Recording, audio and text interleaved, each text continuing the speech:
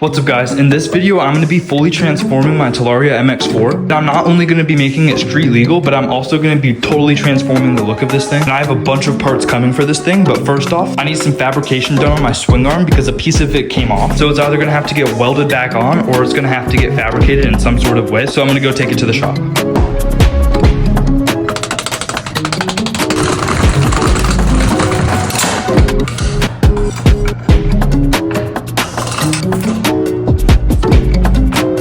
Now that I took the wheel off, you can actually see the part that chipped off. And it might not look like much, but it actually comes out to about like there, and it helps mount the brake on. So the rod would go through that hole, and then it would help mount onto like there. So yeah, we're gonna load this thing into the car, and then we're gonna go get this fixed. And it should be about a 2-hour fix, and hopefully it'll stay under about the $200 range.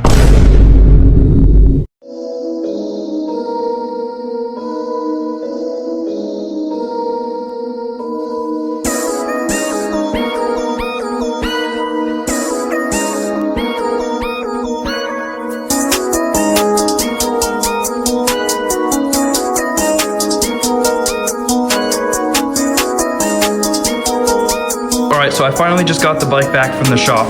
It's gonna be a little hard to see because it's dark, but he did a pretty good job. He did this little custom plate. I'm not too sure yet, but I'm gonna throw the wheel on and we're gonna see how it is. Alright, I just got the wheel on and I'm feeling my brakes and they still don't have that much tension in them. So what I think I'm gonna do is I'm gonna go ride around my neighborhood for a bit and see if I can get these to pump up more. I just went out riding now and I kind of got my brake more pumped up. I'm sure that the more I ride it, the more it'll go back up. And although it works, it does not feel perfect. For some reason, it makes the whole wheel kind of move. And when I brake, it kind of feels like the bike is tugging that way. But I'm just gonna hope that it somehow fixes itself. So now time for the next mod for this. I got some absolutely insane graphics from Brixton Motorsports. He is really helping out with this build so much. And these are genuinely the best graphics that I've ever seen. I know that the graphics market is kind of oversaturated, so it's kind of hard to choose where you get them from.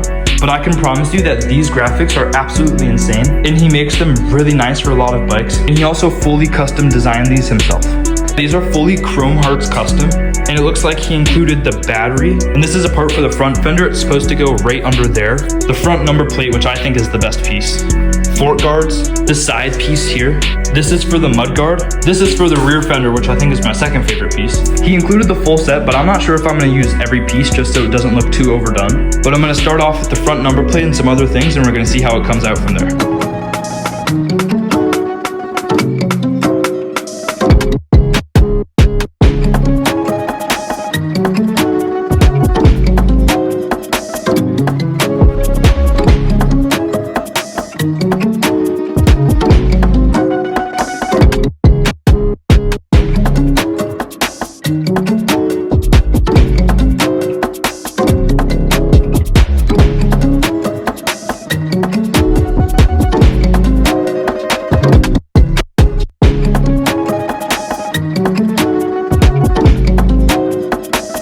Holy crap, I just got all of these decals on. I did decide to not do the front fender, but I love these so much. I think that over here looks like a little much, so I might take off 1 or 2 of these decals. But right now, everything flows together super nice and it looks so cool. Even this rear fender is so nice. And then the mudguard also is just amazing. But I don't know, I think these look pretty good. Alright, so it's 2 days after I put the graphics on and I just received my nuclear controller in the mail. I can't wait to throw this thing on because A, it's gonna look really good. It's gonna make the power a lot more. I think it's just gonna tie the whole build and feel of the bike together. Now from the videos that I've seen, this controller looks very hard to put on, but it's also very tunable. So that makes me excited to see how it's gonna work on the bike. But I'm just gonna get started by unboxing this thing and seeing what I have to do. This is the first part that came with it, and this already looks very confusing.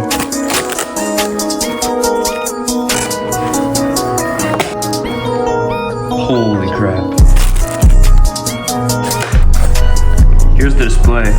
Random nuts and harness stuff.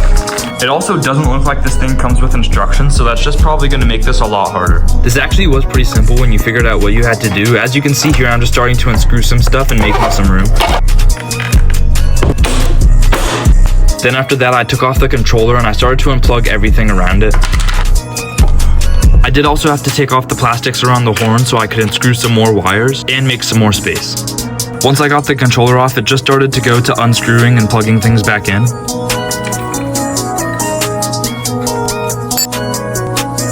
After that, I had to plug in the display, which was pretty simple. It was just unscrewing the back plate and plugging in a wire. By this point, it was time to start plugging stuff in and putting on the new controller, and my bike was almost completely stripped of the powertrain.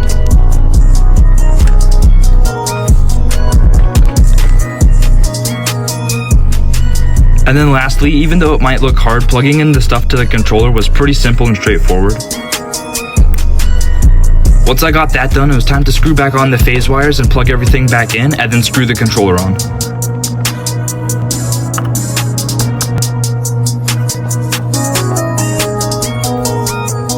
Okay, so I just got everything done on the controller, and I watched a YouTube video on it, and I'll link it down below in the description if you need help. But apparently all I need to do now is put the battery, turn it on, and tune it. So I'm just gonna hope that I did everything right and it'll turn on.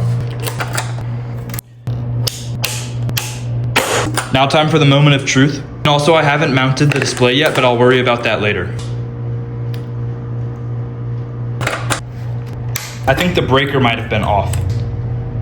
Yes! I'm not sure how I like it though with all of the light up buttons, but from what a lot of people have told me, it's literally just like a mini computer and it's so tunable. Okay, I'm gonna figure out how to tune this thing and then I'll get back to you guys when I'm done and show you the results.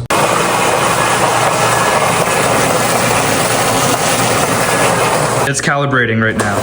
Holy crap. Is it done? What the heck? Yo. I think it's done. It just finished the calibration and currently the bike is moving backwards, so I think I'm gonna recalibrate it and see if that helps.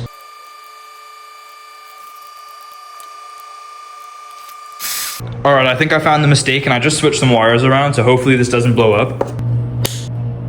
Yes! Okay, still turns on, good sign. Okay, it's not working right now, so I think that I have to calibrate it again. So I did end up getting this thing all tuned and I have tested it up and down my street, and from what I can feel, it's absolutely crazy. So then the next mod that I have for this thing is gonna be a pedal kit from eBikeZilla. This is just gonna help with the legal aspect of the bike, and I like that the cranks on it are short, so the pedals won't even really be that noticeable, but still functional. I'll explain later in the video when I'm testing out the controller on how I'm gonna make this bike legal. But for right now, I have to figure out how to get these pedals on. When I first got these about 2 weeks ago, I could not figure this out at all. There was little directions and I couldn't find any tutorials online. So I'm just gonna sit down and see if I can figure this out anymore. As you can see, it's already pretty unpackaged.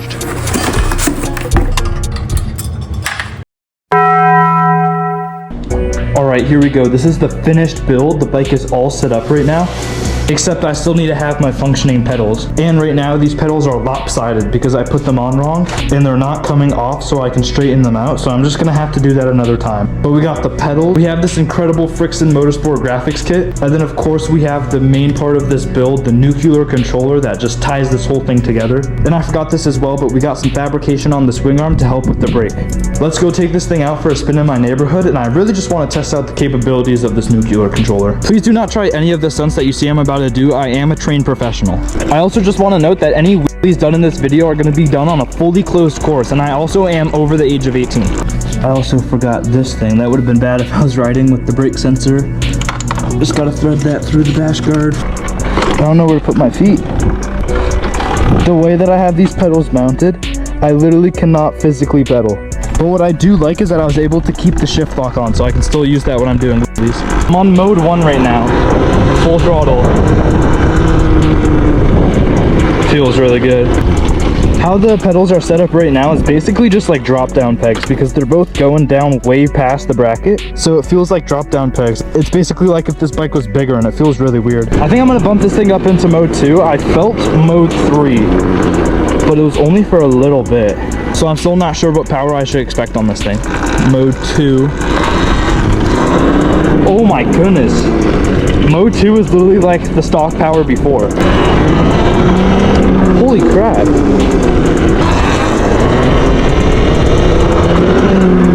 I also cannot drop it back because I need my brakes to be bled. Once it's like up in balance point, they get super squishy and they almost go down to the bar. And also, if you were paying attention, you might be wondering how this is street legal right now. Even though I only have the pedal kits, it's still over like the power and the top speed. But that is why I got the nuclear controller. Since this thing is so tunable, I'm gonna tune it down to 750 watts when I'm riding street, and then when I go off-road and trails, I'm gonna maximize the full power. I did email them on this pitch and they said that it will work out, but I'm just waiting for directions on how to make that work right now. But for right now, I get to enjoy full power, and once I get this all set up, I might make another couple shorts about it. I think I'm ready to try out mode 3. This also will be the fastest I've ever felt this because I haven't tried mode 3 with a good charge yet. So I'm in mode 3 right now. Yo, that picks up the wheel so much more than before. Oh, my pedal is scraping. I really gotta fix these cranks. That is way better, holy crap. That is a noticeable power difference. I think that I've seen some people run this and they get about 4 more kilowatts of power. That is wild. I'm gonna hop up on this path right here. I did also reach out to our Flosa for some suspension.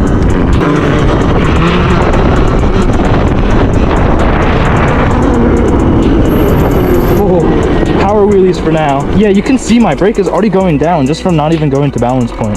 So yeah, as I was saying, this thing can probably push up to 12 kilowatts with the nuclear controller, but that's not what I'm looking to do for the nuclear controller. Even though it will push a lot more power for dirt, this controller also allows it to be a great street build, just like what I'm doing for this. I wasn't even really expecting much from Nuclear because their controllers are so budget. They're around $600 to $900, and I think that this one on it right here is about 800 bucks. That is so much better than I would have expected. I've also never done a power upgrade on any of my bikes, so I don't know what I was expecting, but if you're just looking to get a nice little power upgrade for your bike, this is definitely worth it. Right now, I'm just trying to give like an honest review of what I think of the Nuclear, and I think it also made the throttle tune a lot snappier, because even when I'm up in the wheelie, I can still bip it a lot. That would not do that on stock power at all. When I first got this Nuclear controller, I was pretty scared about the install process, but what made it so much easier and probably 10 times faster is that they had a tutorial on YouTube about it.